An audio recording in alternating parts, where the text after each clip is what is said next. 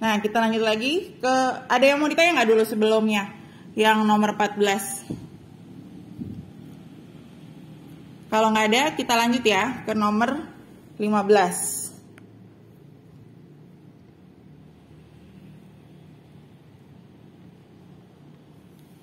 Kita tanya soal nomor 15 ini.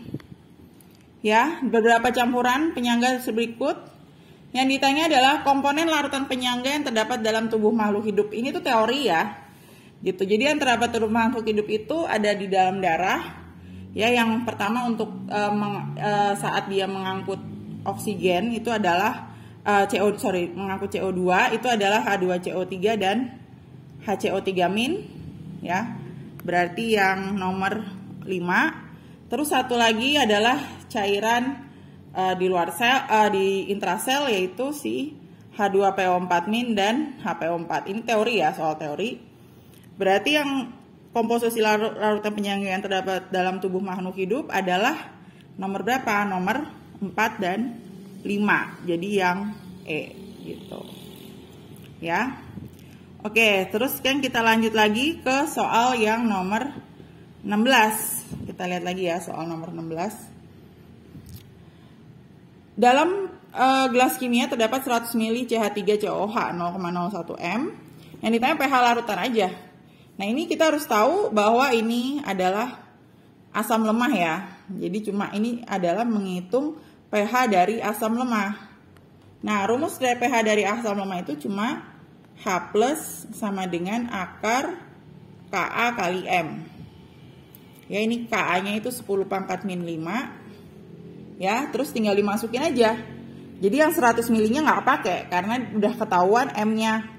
Kecuali kalau ketahuannya mol harus dibagi dengan liter dulu. Cuma kan ini ketahuannya M. Berarti M-nya udah ketahuan langsung.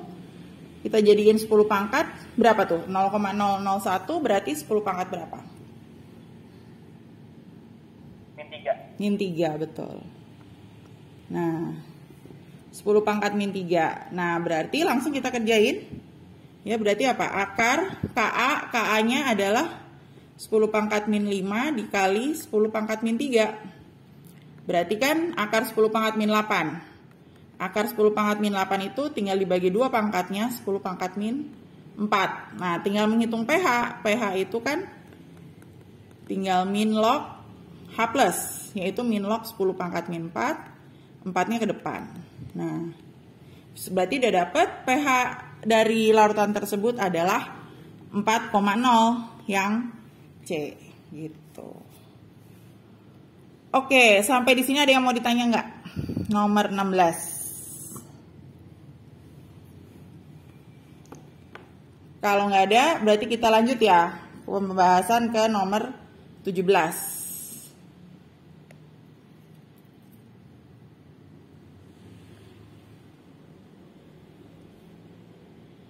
Nah, kita lihat nomor 17. Ini ada reaksi, udah ketahuan reaksinya NH3 plus HCl jadi NH4Cl. Nah, kalau ada reaksi yang lemah, NH3 itu kan basa lemah ya. Jadi kalau kita lihat tuh NH3 itu basa lemah. Sedangkan HCl itu kita tahu adalah asam kuat. Nah, reaksi antara basa lemah, yang lemah dengan yang kuat, itu pasti menghasilkan garam hidrolisis. Ya, jadi kita harus tahu menghasilkan garam. Tapi kita nggak tahu reaksinya itu adalah penyangga atau hidrolisis. Nah, ciri-ciri dari yang penyangga itu adalah apabila yang lemah sisa, ya kan? Sedangkan ciri-ciri dari garam hidrolisis adalah saat keduanya yang lemah maupun yang kuat itu habis. Nah, berarti kalau kita lihat dari reaksi, misalnya kita buat mula-mula ya, di sini Miss buat mula-mula bereaksi sisa, gitu kan? Ternyata si NH3 itu awalnya 50 kali 0,2 yaitu 10. Ya kan? Terus sedangkan yang kedua 50 kali 0,1 itu adalah 5. Nah, gitu ya. Jadi Miss kali ininya mililiter sama M-nya jadi milimol. Karena yang harus direaksikan harus dalam bentuk mol, gitu kan? Nah, dari sini kita udah tahu bahwa yang habis itu adalah yang 5 kan, karena dia pembandingnya paling kecil dibanding dengan si yang NH3. Dibanding dengan koefisien 5 bagi 1 koefisiennya 5, 10 bagi 1, 10. Berarti yang jelas yang habis pasti 5. Nah, pasti berarti si NH4Cl yang bereaksi juga dan hasilnya juga 5. Karena kan ini angka koefisiennya 1 semua. Nah, berarti ini habis. Sedangkan ini 5 juga. Dan dia sisa. Nah, ya. Berarti ini sisa. Nah, berarti kalau ada sisa tadi Miss bilang, ini bukan hidrolisis, tapi penyangga. Gitu. Nah, penyangga itu rumusnya adalah mengikuti sifat dari yang lemah, karena yang lemah kan yang sisa. Jadi yang lemahnya itu kan basa nih, kalau kamu nggak tahu kamu bisa lihat dari sini kan Kb, basanya yang lemah. Berarti rumusnya bukan H+ tapi OH-. Nah, OH- sama dengan rumusnya itu adalah Kb dikali basa lemah per garamnya dikali valensinya.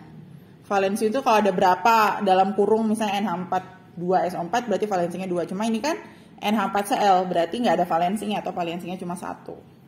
Berarti tinggal dimasukin aja angkanya. Kb-nya adalah 10⁻⁵. Ya, basa lemahnya tinggal masukin molnya ini yang terakhir yang disisa yaitu 5 per 5 lagi. Karena garamnya itu yang ini itu adalah basa lemahnya ini. Ya, jadi lihatnya yang terakhir. Terus valensinya kebetulan 1. Ini tinggal coret. Berarti OH-nya udah dapet tuh. OH-nya adalah 10⁻⁵. Nah, dari OH- nggak bisa langsung pH kan. Kita cari pOH dulu. Sama min log 10⁻⁵. Berarti pOH-nya 5. Tinggal turun ke bawah. Baru pH-nya. pH-nya itu rumusnya adalah 14 kurang pOH. Berarti 14 kurang 5 berapa? 9. Ada nggak 9? Gitu ya. Jadi nomor 17 itu dia itu bukan hidrolisis tapi penyangga. Ya, jadi harus dilihat dulu. Kalau habis dua-duanya baru itu adalah hidrolisis. Gitu. Oke, dari nomor 17 ada yang mau ditanya nggak? Kalau nggak ada, kita lanjut ke nomor 18 ya. Kita lanjut ke nomor 18. Nah, di sini dilihat nomor 18, ini kita bisa lihat ada cuma satu jenis larutan yaitu NH4Cl 0,2 M. Kb-nya dikasih tahu 2 kali 10⁻⁵. Terus yang tanya maka pH larutan dalam botol tersebut. Nah, kalau ada cuma satu ya, dan ini adalah bukan asam, bukan basa juga karena nggak ada OH, nggak ada H+-nya, berarti pasti dia garam. Nah, kalau cuma terdiri dari satu larutan, sudah pasti dia adalah garam yang hidrolisis. Nah, ya, jadi garamnya dia adalah garam hidrolisis. Nah, berarti kita lihat di sini diketahui Kb-nya sama dengan 2 kali 10⁻⁵, maka pH-nya. Nah, ini tinggal masukin rumus. Nah, kalau hidrolisis diingat, hidrolisis itu mengikuti sifat kuat. Ya, jadi kan kalau NH4Cl kan terdiri dari NH3 sebenarnya dan HCl. Berarti yang kuat itu adalah si HCl. Berarti si garam ini tidak bersifat basa tapi bersifat asam. Gitu ya. Nah, berarti kalau sifat asam rumusnya bukan OH- tapi di sini rumusnya beda yaitu H+. Gitu ya. Rumusnya tinggal akar 10⁻⁴ itu memang sudah rumus per si Kb-nya. Jadi kan dia kebalik ya kalau hidrolisis. Kalau H+ dia justru Kb, yaitu 2 kali 10⁻⁵. Terus dikali M. M-nya kan 0,2 M ya. Berarti 0,2 M itu 2 kali 10⁻⁻1. Tinggal masukin 2 kali 10⁻⁻1. Ini 2-nya coret aja. Ini jadi 10⁻⁻15 bagi 10⁻⁵ berarti kan akar 10⁻⁻10. Berarti H+-nya adalah 10⁻⁵. Nah, berarti udah langsung bisa dapat pH-nya karena H+ kan. Berarti pH-nya adalah 5. Ada nggak pH 5? Ada ya, yaitu yang B. Nah, gitu. Itu adalah B. Nomor 18. Oke, ada pertanyaan nggak nomor 18? Sebelum kita lanjut ke nomor 19. Nggak ada? Kalau nggak ada lanjut ya, berarti ke nomor selanjutnya. Ini Miss hapus dulu. Oke, nah sekarang kita lanjut ke nomor 19. Nomor 19, senyawa PbCl2 mempunyai nilai KSP 3,2 kali 10 pangkat min 5. Yang ditanya kelarutan PbCl2 dalam air. Nah, kalau KSP itu hasil kali kelarutan ya. Kita harus cari bikin dulu nih, misalnya kan ini kan senyawanya PbCl2. Kalau kita buat PbCl2 itu, kalau kita ionnya kalau saat larut dalam air itu berarti Pb2 plus tambah 2Cl min. Gitu. Berarti kalau ini kelarutan kita sebut S, kelarutan itu kan hampir sama kayak konsentrasi ya. Jadi kalau ini S, ini juga S. Kenapa ini S? Karena angka depannya sama-sama 1. Tapi kalau untuk Cl min itu bukan S tapi 2S karena dia ada angka depannya 2. Karena perbandingan kelarutan itu sama dengan perbandingan koefisien. Nah, dari sini ini kita bisa mendapat rumus KSP-nya. Itu kan rumusnya caranya tuh yang sebelah kanan tuh S, yang pertama S, pangkat koefisien pangkat 1. Sedangkan kalau yang kedua yang di Cl min itu bukan S ya, tapi 2S. Nah, pangkatnya adalah pangkat koefisiennya. Pangkatnya berarti pangkat 2. Berarti kalau kita hitung S pangkat 1 dikali 4S pangkat 2. Hasilnya berapa jadinya? 4S pangkat berapa?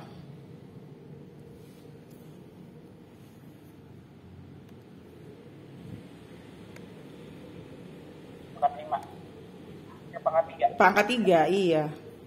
4S pangkat 3. Nah dari sini kan kita sebenarnya mau mencari kelarutan. Kelarutan itu artinya S-nya. Ya, berarti kita bisa tahu bahwa 4S pangkat 3 itu adalah udah dapat nilainya. Kan KSP-nya 4S pangkat 3 nih, udah dapat ternyata KSP-nya 3,2 kali 10 pangkat min 5. Nah, terus kita tinggalin aja kan S pangkat 3-nya di sini.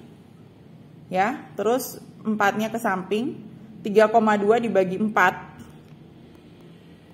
Terus dikali 10 pangkat min 5. Berarti 0,8 kali 10 pangkat min 5. Ya kan, alias kalau kita buat jadi 8 kali 10 pangkat min 6.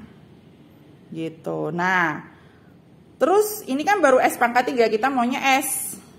Nah, kalau nyari S-nya tinggal di akar pangkat 3 aja. Dari si 8 kali 10 pangkat min 6. Akar pangkat 3 dari 8 berapa?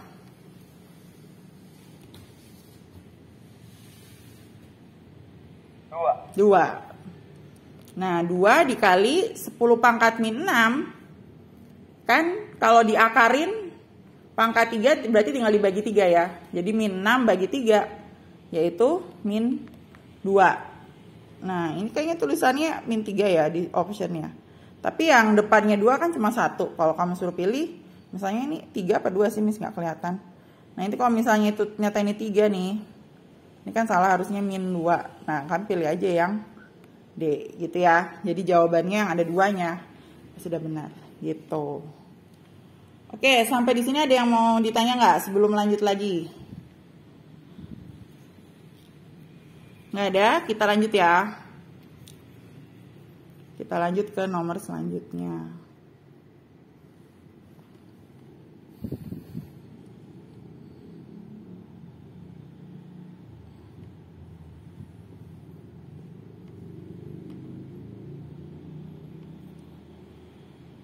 Ya, oke, lanjut berarti ke nomor selanjutnya. Di sini ini teori ya mengenai koloid. Sorot lampu, kalau kita ada sorot lampu ntar kelihatan kayak ada partikel-partikel kecil di udara ya. Jadi dibiaskan ya itunya si cahayanya. Nah, itu sifat koloid apa? Diingat ya, kalau yang berhubungan dengan cahaya itu sifatnya koloidnya cuma satu, yaitu si efek Tyndall. Nah, gitu. Ya. Nah, itu jawabannya itu teori 20A. Nah, ini juga teori yang nomor 21. 21 dilihat. Ini kan dia bilang yang lurus itu pelarut, berarti yang titik-titik itu berarti larutan. Ya, kita lihat yang ditanya di soal, tekanan titik didih larutan pada tekanan 0,8 atm. Berarti larutan, berarti yang titik-titik kan, berarti kan yang lurus kan itu yang dalam ya, yang ini yang lurus, ini yang pelarut, berarti yang larutan yang bawahnya. Nah, yang ditanya titik didih ya, kalau titik didih itu pasti bukan area sini dong, ini tuh areanya disebutnya titik beku ini ya, TF. Nah, titik didih pasti yang sebelah kanan, karena kan makin ke kanan makin besar, berarti ini titik didih TB gitu. Terus yang ditanya titik didih larutan pada tekanan 0,8 atm. Nah, sebenarnya itu ini gue tuh nggak ada jawabannya ya. Kayaknya ini salah soal, harusnya bukan 0,8 tapi 1. Karena kan pada saat 0,8 harusnya titik didihnya tuh yang ini. Ya. Nah, baru di 1 baru titik didih larutannya yang ini. Yang atas. Yang S. Ya, cuma kan di sini nggak ada hurufnya, ya kan? Padahal PQRS kayaknya itu T ya, nggak ada huruf T ya. Oh, T-nya nggak, T-nya di bawah situ, berarti bukan. Nah, berarti ini kalau kayak gini soalnya kan, nggak ada gitu ya. Berarti kamu ya pasti pilihannya sebenarnya yang paling tepat itu yang ini. Cuma di sini kan nggak ada optionnya. Nah, ini pasti soalnya salah nih, bukan 0,8 tapi 1. Kalau 1 atm ya udah di S. Ya, kalau yang titik lain udah pasti salah. Kalau yang titik R contohnya itu kan yang pelarut. Titik Q sama titik P itu adalah titik beku, bukan titik didih. Titik didih itu cuma kalau nggak yang R, yang S gitu. Jadi kalau kita mau pilih sih jawabannya pilihnya jawabannya yang S ya, yang D. Tapi itu nggak akurat, sebenarnya jawabannya itu yang di sini. Nah, itu adalah mengenai diagram PT ya, yaitu pada materi sifat koligatif. Ada yang mau ditanya nggak yang ini? Kalau nggak ada, kita lanjut ke soal nomor 22. Nah, ini juga masih sifat koligatif, yang ditanya titik beku larutan. Urea gimana? Elektrolit apa non elektrolit?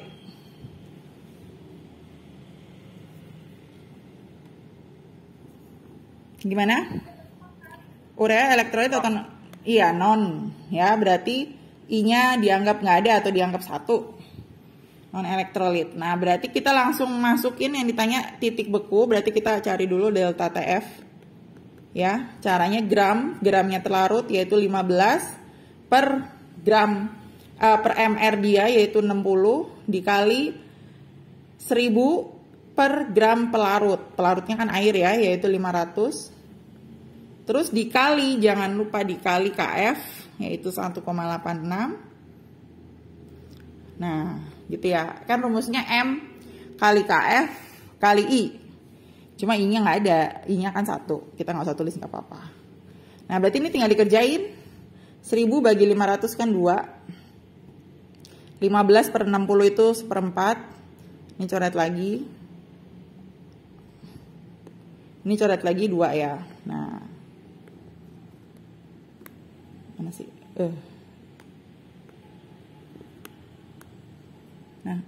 Nah, ya.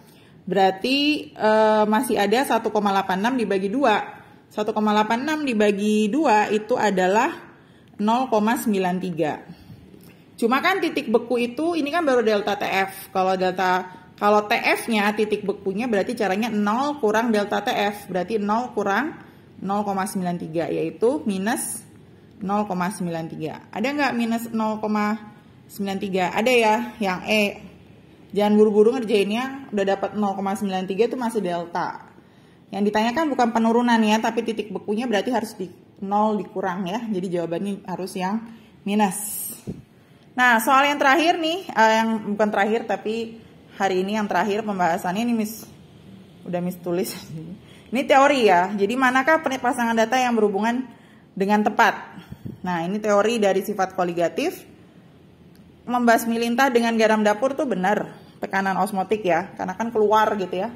Nanti cairan di dalamnya, tapi penambalan etilen glikol pada radiator itu bukan kenaikan titik didih, tapi beku, penurunan titik beku. Terus penggunaan garam dapur pada pembuatan es puter itu benar. Penurunan titik beku biar dia lebih awet. Ya, terus yang kedua, penyerapan air tanah oleh akar. Apakah benar? Tekanan osmotik benar. Nah, nomor 1 salahnya desalinasi air laut menjadi air tawar itu bukan titik didih tapi osmotik.